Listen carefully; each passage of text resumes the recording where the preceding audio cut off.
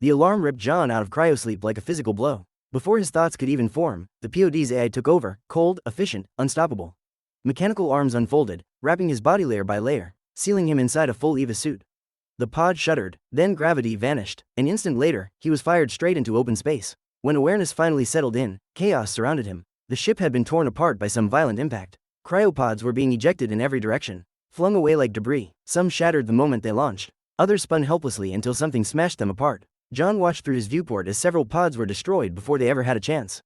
His own pod jerked, then reoriented, locking onto the nearest planetary mass. Luck, nothing more, put him on a survivable trajectory. The atmosphere hit like a hammer. Heat screamed across the hull, alarms stacking over each other. Systems failed one by one. The AI lost control, and the pod began to spin. With only seconds left, John clenched his teeth and braced himself. The impact came hard, but not fatal. Sand swallowed the POD's momentum, cushioning the crash just enough to spare his life. He lay there for several seconds, stunned, waiting to feel pain that never came. When he finally dared to move, he realized he was intact. Outside, however, the planet was anything but forgiving. Through the cracked viewport, he saw a violent desert storm raging, sand and stones screaming through the air like shrapnel. Survival here would be a fight. He sent out a distress signal and waited. Minutes passed, then longer. Nothing answered. The pod suddenly shook. A new warning blared as internal systems failed. Structural damage was critical. Explosion imminent. With no time left, John grabbed the emergency breaker and smashed the glass hatch. As he forced himself through the opening, the pod jolted again.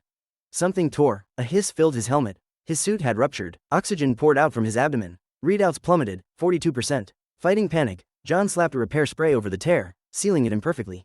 The leak stopped, but the damage was done. Nearly half his oxygen was gone. Smoke billowed from the POD's engine. John scrambled away just as it threatened to detonate. He stood alone in the storm, disoriented, stranded. Then he saw it, a faint, flickering light far across the dunes. He took a few steps toward it and nearly stumbled over another crash site. A second pod lay half buried, less damaged than his own. Hope surged, until he opened it. Inside was an oxygen unit, completely shattered. Useless. With no better option, John continued toward the distant light. He never noticed the deep, clawed scratches etched across the hull of his pod. The walk was brutal. The storm battered him from every side, draining his strength and his time. When he finally reached the light, relief flooded through him. It was a distress beacon, one set up by his teammates. He rushed forward, announcing his oxygen level, barely above 40%. They greeted him calmly, too calmly. They said they could share oxygen later, after they finished something first. As they talked, John learned the truth. The crash hadn't been an accident. The company had chosen a cheaper route, cutting safety margins. No one even knew the ship was gone. Rescue, if it came at all, would take at least 18 months. They planned to survive by salvaging the wreck. Hope flickered, then died instantly. Something lunged out of the storm and dragged one of them away without a sound. By the time John turned, the man was gone. Shock froze him. He convinced himself the teammate had chosen oxygen over loyalty. Alone again, John headed for the main ship.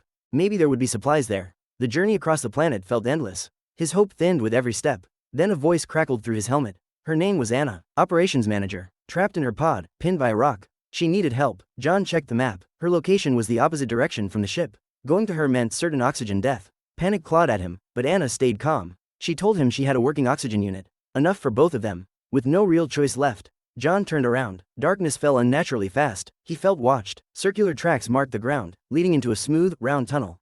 He backed away slowly. Anna warned him, native life. The storm changed. Glowing fibers drifted down like snow. Something flashed nearby. John killed his suit light and crouched, hard hammering. A flare streaked across the sky, and a monster erupted from the darkness. He ran. The creature tackled him, again and again, relentlessly. He fled blindly until the ground vanished beneath his feet. He slid down a steep slope, tumbling until he crashed into snow.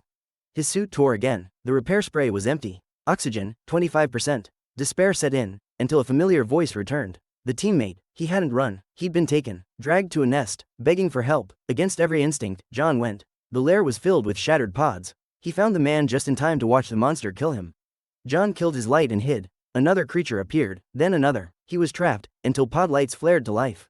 Anna had activated them remotely. The monsters followed the glow. But John's suit light was still on. Something else noticed. He ran until he collapsed into the smoking ground. When he woke, the monsters kept their distance. They were afraid. John didn't know why. He just knew he had to keep moving, toward whatever even the monsters feared. After the spiders finally retreat, John tells Anna to find a safe place, but she admits she can't feel her legs. Panic quickly overwhelms her. To calm her down, John softly sings a lullaby he once used to sing to his son. The familiar rhythm steadies her breathing, buying them time. John moves ahead to scout and comes across a field of glowing fireflies drifting through the darkness. The sight is almost peaceful, until one lands on his helmet, turns red, and attacks. The rest follow, swarming him. He runs, and the fireflies retreat instantly, clearly frightened by something else. Seconds later, the ground splits open and a massive creature lunges up, trapping John in a sticky substance and swallowing him alive. Thinking fast, John declares a heart attack, triggering his suit's defibrillator. The electric shock jolts the monster, forcing it to spit him out. He escapes, only to fall into a firefly nest, barely making it out alive again. John's AI warns him that his remaining oxygen is only enough to reach the Borealis. Not Anna. Anna urges him to go without her. John refuses. He pushes through fire, smoke, and collapsing wreckage until he finally reaches Anna's pod. She opens the hatch, restoring his oxygen. Using Anna's higher clearance emergency tools, John frees her trapped leg.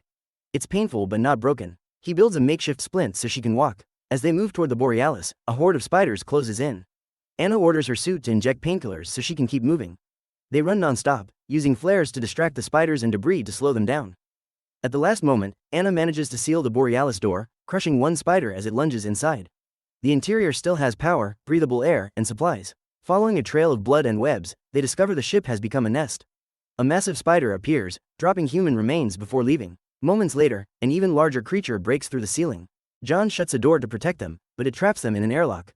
With no escape, they believe they're about to die. John plays a video of his family and admits they died in a car crash he survived, leaving him with crushing guilt. Anna reminds him that he saved her, that he still matters. As the spider breaks through, Anna notices a glowing orb of fireflies stuck to John's suit. They throw it at the creature, and the fireflies attack, forcing it back. They flee into the cargo bay, where the spider attacks again.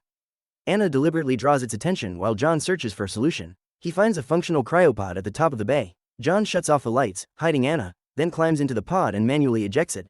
The pod slams down onto the spider, killing it instantly. Anna runs to John, believing he's dead, until he wakes up. Exhausted, injured, but alive, they stand together by the window and watch the sunrise over the ruined planet, holding hands, still alive, and not alone. And that's how the story ends. Thank you for watching. Don't forget to like, subscribe, and hit the notification bell for more videos.